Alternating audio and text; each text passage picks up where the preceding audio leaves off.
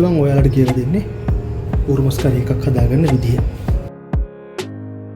ඒකට මට මිරිස් ටිකක් බෙද ගන්න ඕනේ.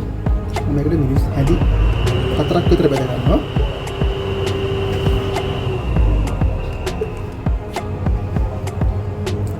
උරුමස් කිලෝ 2කට වගේ ඇති වෙන්න. මිරිස් ටික සාමාන්‍යයෙන් බෙදීගෙන යනකොට මම අමුතුණු පහ කුඩු හැදි 3කුත් එකතු කර ගන්නවා. ඒක 3 පහ මිරිස් කුඩු එකතු කර ගන්න ඕනේ. ඔයගොල්ලන්ගේ තියෙන රසය අනුව තමයි. මම මේකට එනසලුයි කරාමනටි එකතු කර ගන්නවා. එනසල්ලට 4ක් විතර කරාමනටි 6ක් විතර වගේ වෙන්න. මිරිස් එක පිච්චෙන්නේ නැතුව මද ගින්දරේ මේක බෙද ගන්න ඕනේ. මෙන්න මේ ගානට වගේ 3 පහ කුඩු එක බෙද ගන්න ඕනේ අපි. මේ ගානට වගේ අපි මිරිස් කුඩුයි 3 පහ කුඩුයි බෙද ගන්න ඕනේ. මම මෙතන අරන් තියෙනවා කපලා සෝදලා ගත්ත උරුමස් කිලෝ 2ක්. මම මේකට දැන් එකතු කරනවා බෙදගත්ත මිරිස් කුඩු 3 පහ ටික.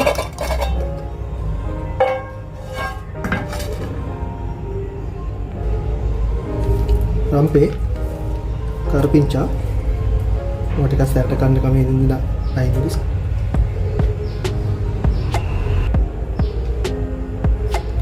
මේ චීන උරුමස් එකට ගොරක එකතු කරපුවාම වල් උරුමස් වල රස ගන්න පුළුවන්. මොකද මසුත් හයි වෙනවා එතකොට. මම කැමති මස් ටිකක් හයියට ගන්න. ඒක නිසා මම ගොරක් කැන් දෙකුත් මේකට එකතු කර ගන්නවා. කුරුදු පොතු. මම මේකට සෝයා සෝස් ටිකකුත් එකතු කරනවා.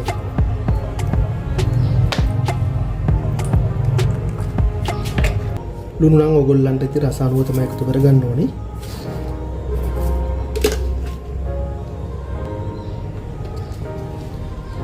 ගම්බිරිස් නම් උරුමස් හදනකොට අනිවාර්යයෙන්ම එකතු කරන්න ඕනේ.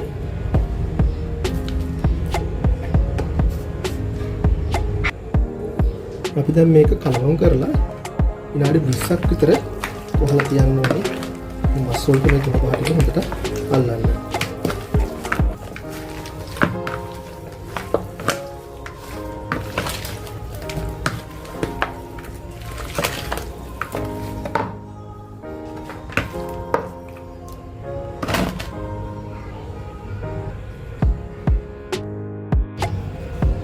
මම දැන් උරුමස් එක හදන්නේ යන්නේ.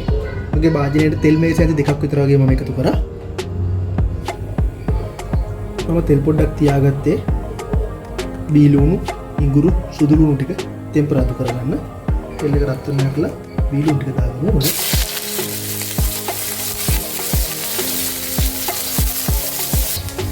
ලුණු ටික බාගෙට බෙදෙනකොට තලාගත්ත ඉඟුරු සුදු ලුණු ටික එකතු කරගන්නවා.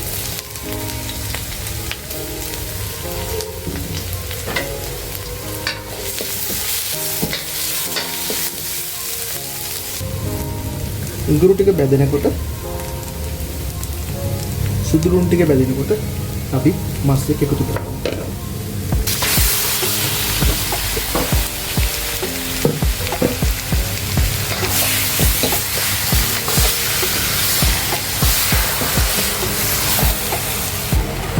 විනාඩි 5ක් යනකම් වතුර එකතු කරන්න තු තෙලෙන්ම මේක ටෙම්පරාදු වෙන්න දෙන්න ඕනේ. ඊට පස්සේ තමයි අපි මේකට වතුර එකතු කරන්නේ. විනාඩි 5කට පස්සේ මම වතුර කෝප්ප 3ක් විතර එකතු කරනවා මේකට. සාමාන්‍යයෙන් අපි තියාගත්ත මස් එක වැහෙන තරමට වගේ වතුර එකතු කරනවා. ඉතින් මේක විනාඩි 20ක් විතර තැම්බෙන්න තියෙනවා.